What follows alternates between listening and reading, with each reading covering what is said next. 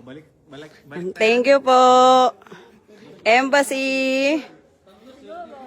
May financial assistance, may food, ayan.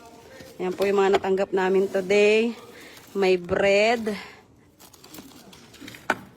May coffee ko, may kape.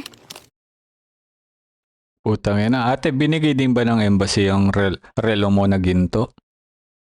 Tanga na, akala ko yung pinamimigay na ayuda ng gobyerno natin, ang embassy dyan sa Bahrain, para sa mga nawalan ng trabaho, walang-wala talaga sa buhay. Displaced. No work, no pay. Pero putang ina, nakaginto ka pa. Ha? Tapos, yung asawa mo, ayan oh, tangina no, may munggo. Luto na ang ating ginataang munggo. Wow. Oh, tangina no. Pero pumila pa rin. Pumila. Sa embassy. Aray mo, pakak. Diyos ko po, mga OFW, galit kayo sa korap, pero kayo mismo korap. O ito pa. Diyos ko, OFW sa Bahrain. Yes, hello po everyone. Andito po kami sa Bahrain. Andito pa kami sa Bahrain.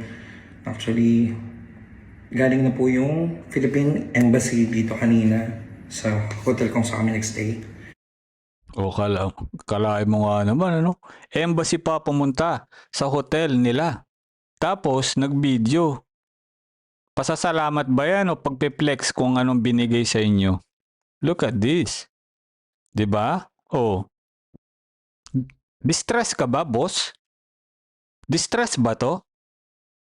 Mukhang hindi ka naman distress, boy. Nawalan ka ba ng trabaho? I'm just asking, no?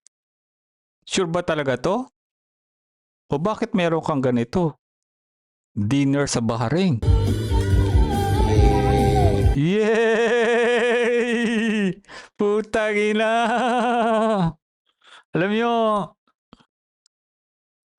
bad trip ako sa mga ganitong Pilipino nagfe-flex na binibigay ng gobyerno samantalang ang daming OFW na pumipila sa init. Nagtitiis sa init ng araw sa Bahrain. Makapila lang humingi ng tulong. Tapos, eto ang mga kababayan natin nagpe-flex. Look at this video. Mula doon sa gate, tapos ngayon pa sila magsabi. Oh, gera na dito sa embassy. Look at these people, no? Diba? Dinagsa ang embassy. Ang daming Pilipino